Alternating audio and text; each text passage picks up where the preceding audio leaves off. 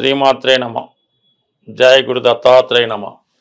ఈ వీడియోలో మనం సింహరాశి వారికి జూన్ నెల ధనయోగాలు ఏ విధంగా ఉన్నాయి, వారు ఏ విషయంలో జాగ్రత్త పడాలి అన్న విషయాన్ని పరిశీలించే ప్రయత్నం చేద్దాం. మరి సింహరాశి వారికి ఈ నెల ప్రారంభంలో రాశి యందే కేతుగ్రహ సంచారం. ఇది చాలా వరకు మీలో ఉన్నటువంటి ఆధ్యాత్మిక భావనలని పెంచే ప్రయత్నం చేస్తూ ఉంటుంది. క్రమశిక్షణతో మెలుగుతూ కొన్ని ఆహారపు అలవాట్లు కూడా మార్చుకునే ప్రయత్నం చేస్తారు.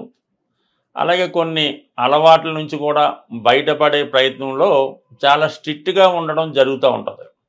మీలో వచ్చినటువంటి ఈ మార్పును చూసి మీ యొక్క మిత్రులు, మీ యొక్క కుటుంబ సభ్యులు కూడా చాలా ఆశ్చర్యానికి గురవడం జరుగుతూ ఉంటుంది. మీలో ఒక నిడారంబరత, ఏకాగ్రత, ఏదైనా పనిలో పట్టుదల పెరగడం జరుగుతుంటుంది. అంటే కొత్త వ్యక్తిని మీ వాళ్ళు మీలో చూడడం జరుగుతుంటుంది. ఈ మార్పు మీకు కూడా తెలుస్తూ ఉంటుంది. ఏదైనా ఒక క్రమశిక్షణతో టైం టు టైము మీ యొక్క పద్ధతుల్ని మార్చుకోవడం జరుగుతూ ఉంటుంది. దీనివల్ల మీకు చాలా వరకు మీ యొక్క యాటిట్యూడ్ మారుతుంది, ఆరోగ్యం బాగుపడుతుంది. అలాగే ధనం కూడా చాలా వరకు ఖర్చులు తగ్గడం వల్ల మనీ కూడా సేవింగ్ అవ్వడం జరుగుతూ ఉంటుంది. అలాగే కొన్ని అనవసర ఖర్చులు కూడా తగ్గించుకొని చాలా వరకు చాలా సింపుల్గా ఉండాలనే ప్రయత్నం చేయడం జరుగుతుంది. ఇక లాభస్థానంలో గురుగ్రహం రావడం కూడా నిజంగా మీకు కంటిన్యూగా ఆదాయం రావడానికి కారణం అవుతూ ఉంటుంది. అంటే గతంలో మీకు ఒకేసారి వస్తే లంసంగా ఎక్కువ అమౌంట్ రావడం, ఈ అప్ అండ్ డౌన్స్ అన్నీ మానేసి కంటిన్యూగా ఒక ఆదాయం అన్నది ఏర్పడడం జరుగుతూ ఉంటుంది. అది మీ యొక్క పూర్వపుణ్యం వల్ల అయితేనే, మీ యొక్క సొంత తెలివితేటలను అయితేనే, కొద్ది ఉద్యోగ ప్రయత్నాలు అయితే, ఉద్యోగం అయితేనే, వ్యాపారం అయితేనే ఏదైనా కాన్స్టెంట్ ఇన్కమ్ వస్తుంది. అలాగే మీ తెలివితేటల ద్వారా, మీ విద్వత్తు ద్వారా, మీ సంతానం యొక్క సహకారం ద్వారా మీకు ఆదాయ వనరులు పెరుగుతాయి. అలాగే ఆకస్మిక ధనలాభం కానీ, ఏదైనా గుప్తధనం కానీ, మీరు ఏదైనా ప్రయత్నం చేయడం వల్ల ఒక ప్రైజ్ మనీ రావడం కానీ, ఇవన్నీ కూడా మీకు టైంగా రావడం జరుగుతూ ఉంటుంది. అలాగే ముఖ్యంగా శుక్రుడు భాగ్యస్థానంలో ఉన్నాడు. తృతీయ దశమాధిపతిగా ఉన్నటువంటి శుక్రుడు భాగ్యస్థానంలో శుక్రగ్రహం ఏంటంటే అనూహ్యంగా మీకు అదృష్టం ద్వారా ధనం కలిసి వస్తుంది. అటు వృత్తిపరంగా అభివృద్ధి రావడం అయితేనే, మీ యొక్క సంస్థ అభివృద్ధి చెందడం, మీ యొక్క వ్యాపార విషయాల్లో పబ్లిక్లో మంచి ఆదరణ పొందడం వల్ల, వారి యొక్క సహకారంతో అయితేనే మీ యొక్క గుడ్ విల్ పెరుగుతూ ఉంటుంది. ఆటోమేటిక్గా మీ యొక్క రెమ్యునేషన్ కూడా పెరగడం వల్ల మీకు ఆనందాన్ని కలిగిస్తూ ఉంటుంది. అలాగే మీ కుటుంబంలో ఉన్నటువంటి స్త్రీలకి అంటే మీ అమ్మాయికి కానీ, మీ మిసెస్కి కానీ, తల్లిగారికి కానీ అదృష్టం కలిసి రావడం ద్వారా వారికి ఏదైనా పదవి రావడం వల్ల మీ యొక్క కుటుంబ గౌరవం పెరుగుతూ ఉంటుంది. అది మీకు కూడా గర్వకారణంగా ఉండే అవకాశం ఉంది. ఎస్పెషల్లీ ఈ పబ్లిక్ రంగంలో ఉన్న వాళ్ళకంటే అటు రాజకీయ రంగం కానీ, సినిమా రంగంలో ఉన్నవారికి అనూహ్యంగా మీ యొక్క నేమ్ అండ్ ఫేమ్ రావడం జరుగుతూ ఉంటుంది. ఇంకా సప్తంలో ఉన్నటువంటి రాహువు మీ యొక్క అభివృద్ధిని చూసి కొంతమంది మీతో కలిసి ఏదైనా వ్యాపారం చేద్దామని కానీ, అంటే మీతో భాగస్వామ్యం కలుపుకొని మీతో సమానంగా వృత్తిలోకి, హోదాకి రావాలని ప్రయత్నం జరుగుతూ ఉంటుంది. అలాగే కొంతమంది మిమ్మల్ని ఏదో విధంగా తమ ఆధీనంలో తీసుకోవాలనే పరిచయం ఏర్పడడం జరుగుతుంటుంది. కాబట్టి చాలా వరకు కొత్త పరిచయాలు పెంచుకునే విషయంలో చాలా జాగ్రత్తగా ఉండవలసి ఉంటుంది. అలాగే ఏదైనా ఎఫ్ఐఆర్ పెట్టుకునే విషయంలో కూడా కంప్లీట్గా అది మోసపూరితంగా మిమ్మల్ని ఏదో విధంగా వాళ్ళ ఆధీనంలో తీసుకోవాలనో, వారి పనులు మీ ద్వారా చేసుకోవాలనో ఏర్పడడం జరుగుతుంది. కాబట్టి 99% ఈ కొత్త పరిచయాలు పెంచుకోవడం కానీ, కొత్తగా వ్యవహారాలు నడపడం కానీ, ఎస్పెషల్లీ ఈ ఫోను, యూట్యూబ్, వాట్సాప్ల ద్వారా పరిచయం వాళ్ళతో చాలా జాగ్రత్తగా ఉండవలసి ఉంటుంది. చాలా వరకు మోసపూరితంగా జరిగే అవకాశం ఉంది. అలాగే వృత్తిరీత్యా కూడా మీకు ఏదైనా ఇబ్బంది కలిగే సూచనలు ఉన్నాయి. కాబట్టి ఏదైనా చాలా జాగ్రత్తగా వ్యవహరించడం మంచిది.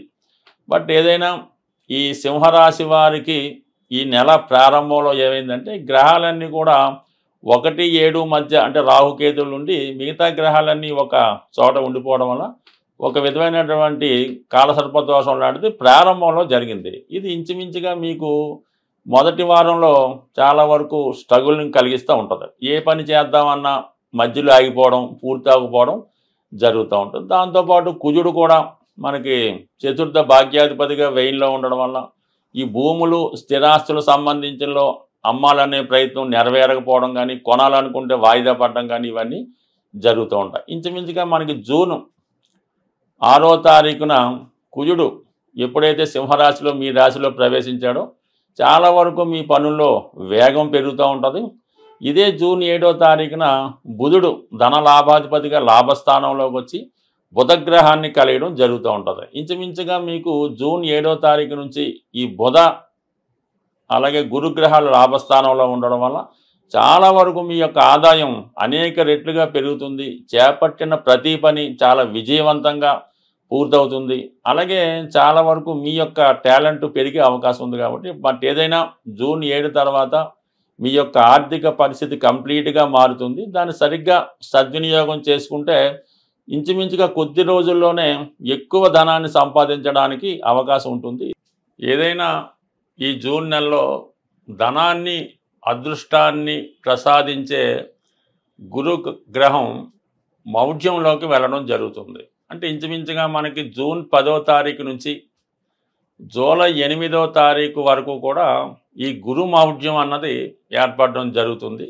దాని శుభకార్యాల మాట పక్కన పెట్టిన మనీ రొటేషన్ అన్నది చాలా వరకు తగ్గిపోవడం జరుగుతూ ఉంటుంది. ప్రతి ఒక్కరికి కూడా ఆర్థిక పరమైనటువంటి టైట్ ఏర్పడుతూ ఉంటుంది. అంటే సమయానికి మనకి రావాల్సింది రాకపోవడం జరుగుతూ ఉంటుంది.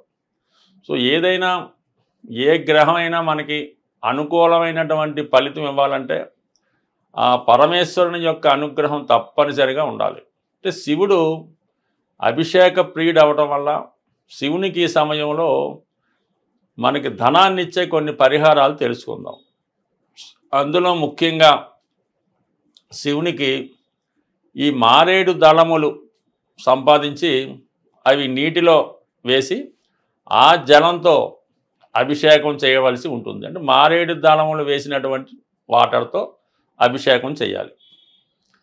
దాని తర్వాత ఏంటంటే రుద్రాక్షలు కొత్తవి తెచ్చి నీటిలో నానబెట్టి ఆ జలంతో అభిషేకం చేయడం వల్ల ఎంతటి కష్టమైనా పోతుందన్నమాట.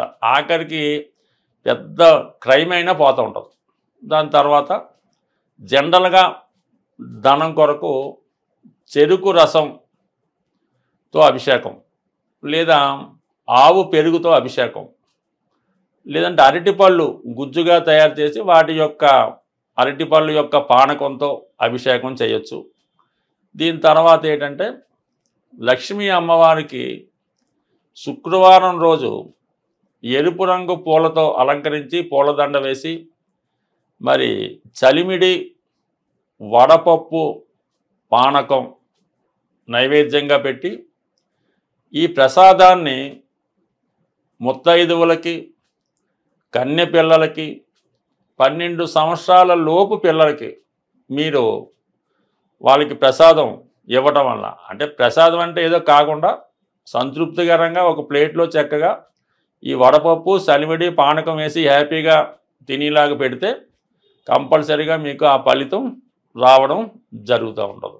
అలాగే మన గృహం సో ఇంకా ఏదైనా మీ యొక్క జాతకాన్ని సంపూర్ణంగా క్షుణ్ణంగా తెలుసుకోవాలి, అలాగే మీ యొక్క జీవితాన్ని బాగుపరుచుకొని అటు మీ యొక్క సొంత గృహాన్ని అంటే నివసిస్తున్న గృహాన్ని అలాగే మీ యొక్క జాతకాన్ని ఏమైనా లోపాలు ఉంటే సరి చేసుకొని మీరు అదృష్టవంతులుగా మారాలంటే మీకు తెలుసున్నటువంటి జ్యోతిష్కులు ఎవరైనా ఉంటే వారిని సంప్రదించి వారు చెప్పింది ఫాలో అయింది.